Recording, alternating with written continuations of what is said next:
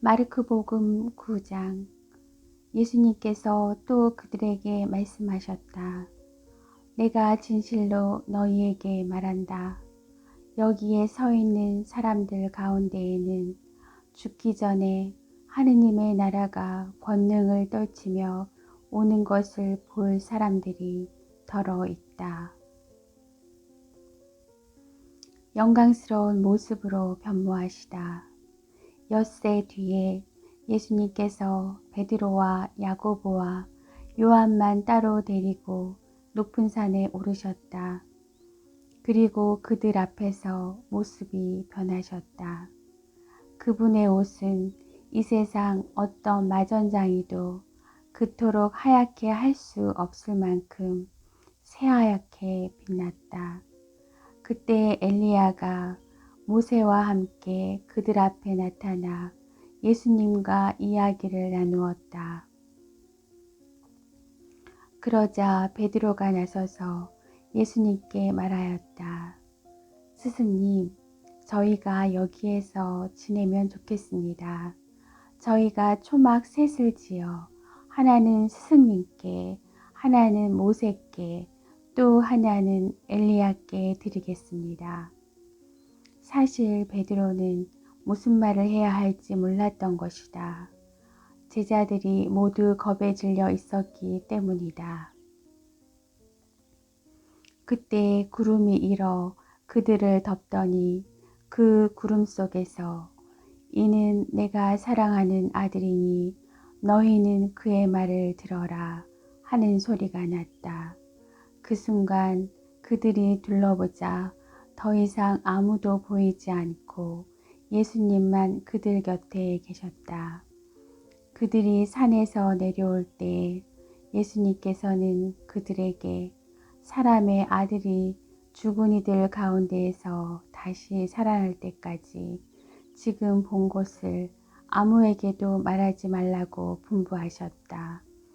그들은 이 말씀을 지켰다. 그러나 죽은 이들 가운데에서 다시 살아난다는 것이 무슨 뜻인지를 저희끼리 서로 물어보았다. 엘리야의 재림. 제자들이 예수님께 율법 학자들은 어째서 엘리야가 먼저 와야 한다고 말합니까? 하고 물었다.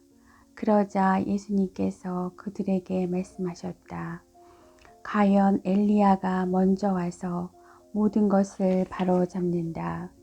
그런데 사람의 아들이 많은 고난과 멸시를 받으리라고 성경에 기록되어 있는 것은 무슨 까닭이겠느냐. 사실 내가 너희에게 말하는데 엘리야에 관하여 성경에 기록된 대로 그가 이미 왔지만 사람들은 그를 제멋대로 다루었다. 어떤 아이에게서 더러운 영을 내쫓으시다. 그들이 다른 제자들에게 가서 보니 그 제자들이 군중에게 둘러싸여 율법 학자들과 논쟁을 하고 있었다. 마침 군중이 모두 예수님을 보고는 몹시 놀라며 달려와 인사하였다. 예수님께서 그들에게 저들과 무슨 논쟁을 하느냐 하고 물으시자 군중 가운데 한 사람이 대답하였다. 스승님, 벙어리 영이 들린 제 아들을 스승님께 데리고 왔습니다.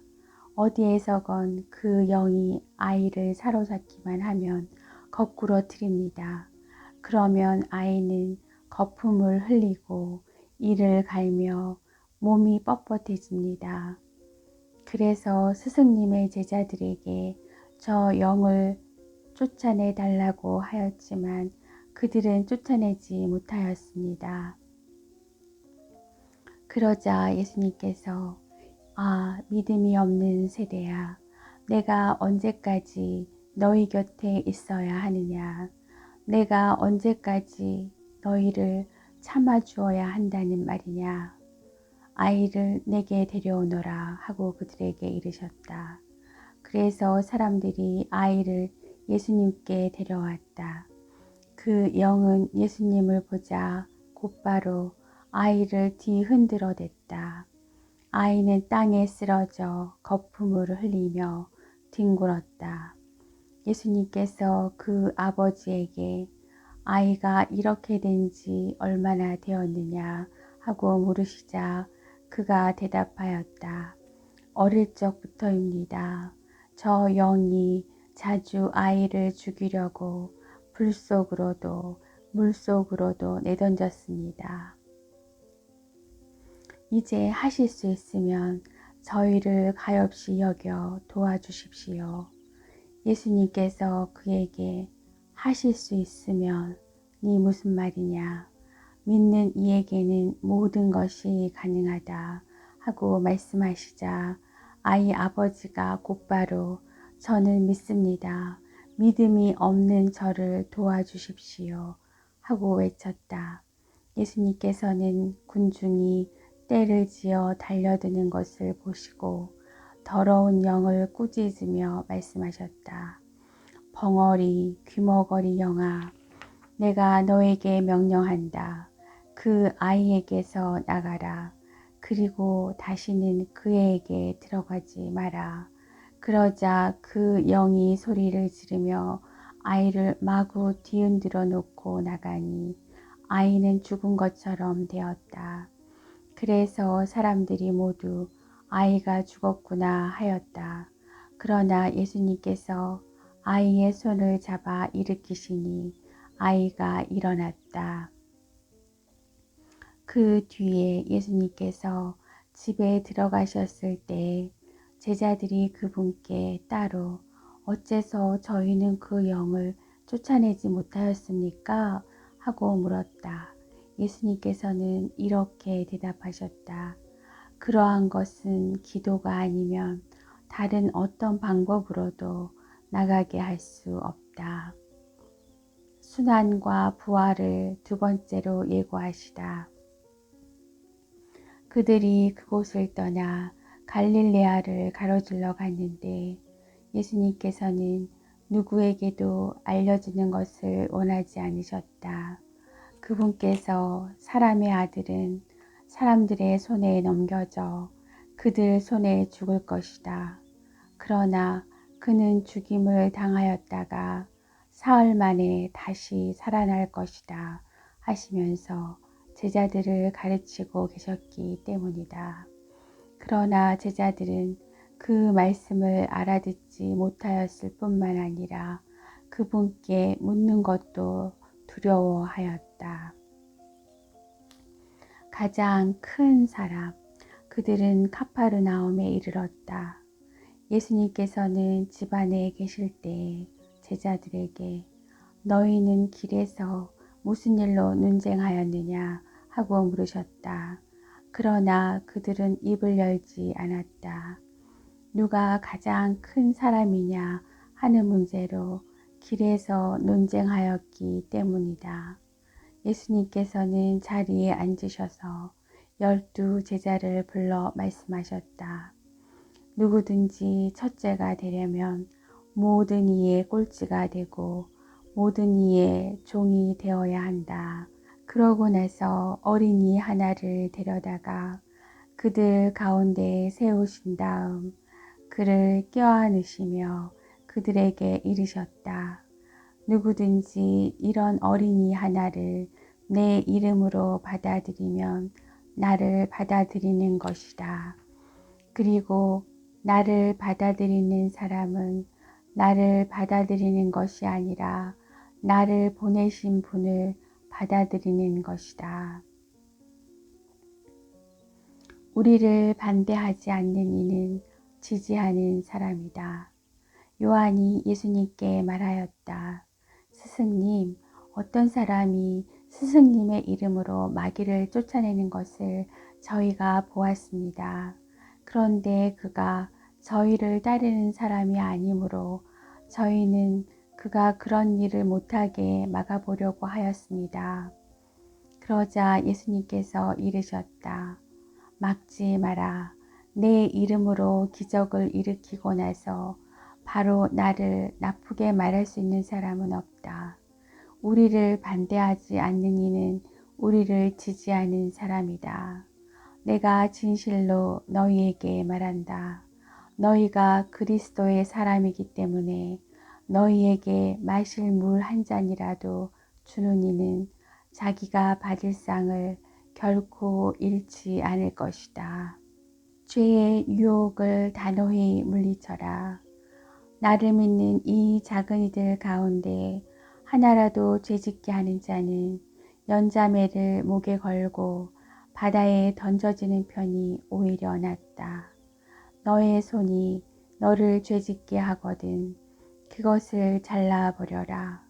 두 손을 가지고 지옥에 그 꺼지지 않는 불에 들어가는 것보다 불구자로 생명에 들어가는 편이 낫다. 너의 발이 너를 죄짓게 하거든 그것을 잘라버려라. 두 발을 가지고 지옥에 던져지는 것보다 절름발이로 생명에 들어가는 편이 낫다. 또 너의 눈이 너를 죄짓게 하거든 그것을 빼 던져버려라. 두 눈을 가지고 지옥에 던져지는 것보다 외눈박이로 하느님 나라에 들어가는 편이 낫다. 지옥에서는 그들을 파먹는 구더기도 죽지 않고 불도 꺼지지 않는다. 소금, 모두 불소금에 절여질 것이다. 소금은 좋은 것이다. 그러나 소금이 짠맛을 잃으면 무엇으로 그 맛을 내겠느냐. 너희는 마음에 소금을 간직하고 서로 평화롭게 지내라. 마르코복음 10장 혼인과 이혼. 예수님께서 그곳을 떠나 유다 지방과 요르단 건너편으로 가셨다. 그러자 군중이 다시 그분께 모여들었다. 그래서 예수님께서는 늘 하시던 대로 다시 그들을 가르치셨다. 그런데 바리사이들이 와서 예수님을 시험하려고 남편이 아내를 버려도 됩니까? 하고 물었다. 예수님께서 그들에게 모세는 너희에게 어떻게 하라고 명령하였느냐 하고 되물으시니 그들이 이혼장을 써주고 아내를 버리는 것을 모세는 허락하였습니다 하고 대답하였다. 그러자 예수님께서 이르셨다. 너희 마음이 완고하기 때문에 모세가 그런 계명을 기록하여 너희에게 남긴 것이다. 창조 때부터 하느님께서는 사람들을 남자와 여자로 만드셨다. 그러므로 남자는 아버지와 어머니를 떠나 아내와 결합하여 둘이 한 몸이 될 것이다. 따라서 그들은 이제 둘이 아니라 한 몸이다. 하느님께서 맺어주신 것을 사람이 갈라놓아서는 안 된다.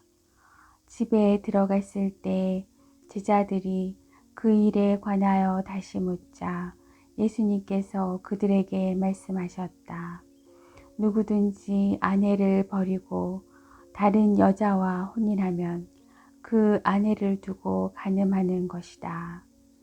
또한 아내가 남편을 버리고 다른 남자와 혼인하여도 간음하는 것이다. 어린이들을 사랑하시다. 사람들이 어린이들을 예수님께 데리고 와서 그들을 쓰다듬어 달라고 하였다. 그러자 제자들이 사람들을 꾸짖었다.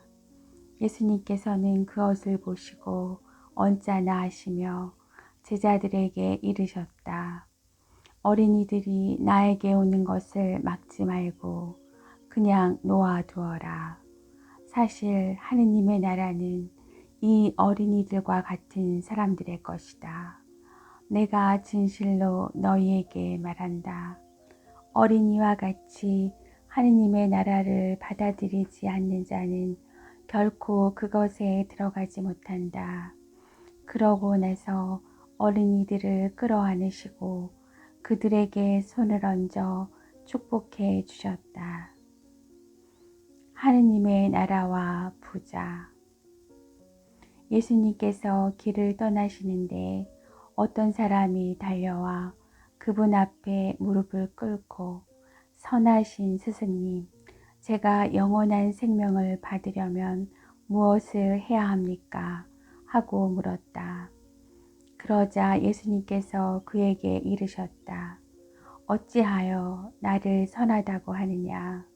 하느님 한 분 외에는 아무도 선하지 않다. 너는 계명들을 알고 있지 않느냐? 살인해서는 안 된다.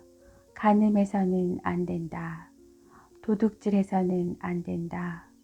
거짓 증언을 해서는 안 된다.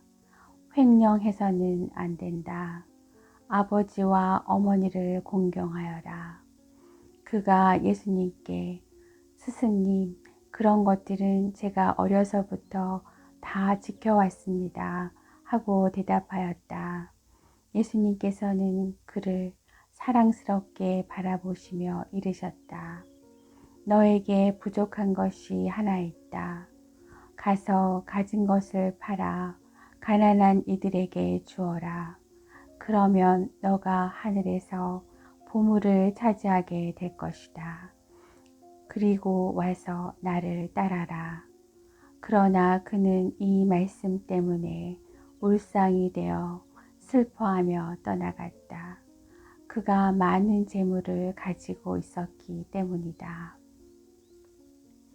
예수님께서 주위를 둘러보시며 제자들에게 말씀하셨다. 재물을 많이 가진 자들이 하느님 나라에 들어가기는 참으로 어렵다. 제자들은 그분의 말씀에 놀랐다. 그러나 예수님께서는 그들에게 거듭 말씀하셨다. 얘들아, 하느님 나라에 들어가기는 참으로 어렵다. 부자가 하느님 나라에 들어가는 것보다 낙타가 바늘귀로 빠져나가는 것이 더 쉽다. 그러자 제자들이 더욱 놀라서 그러면 누가 구원받을 수 있는가 하고 서로 말하였다. 예수님께서는 그들을 바라보며 이르셨다. 사람에게는 불가능하지만 하느님에게는 그렇지 않다. 하느님께는 모든 것이 가능하다. 따름과 보상. 그때 베드로가 나서서 예수님께 말하였다. 보시다시피 저희는 모든 것을 버리고 스승님을 따랐습니다. 예수님께서 말씀하셨다. 내가 진실로 너희에게 말한다. 누구든지 나 때문에 또 복음 때문에 집이나 형제나 자매, 어머니나 아버지, 자녀나 토지를 버린 사람은 현세에서 박해도 받겠지만 집과 형제와 자매와 어머니와 자녀와 토지를 100배나 받을 것이고 내세에서는 영원한 생명을 받을 것이다. 그런데 첫째가 꼴찌되고 꼴찌가 첫째 되는 이들이 많을 것이다. 순환과 부활을 세 번째로 예고하시다. 그들이 예루살렘으로 올라가는 길이었다. 예수님께서는 제자들 앞에 서서 가고 계셨다.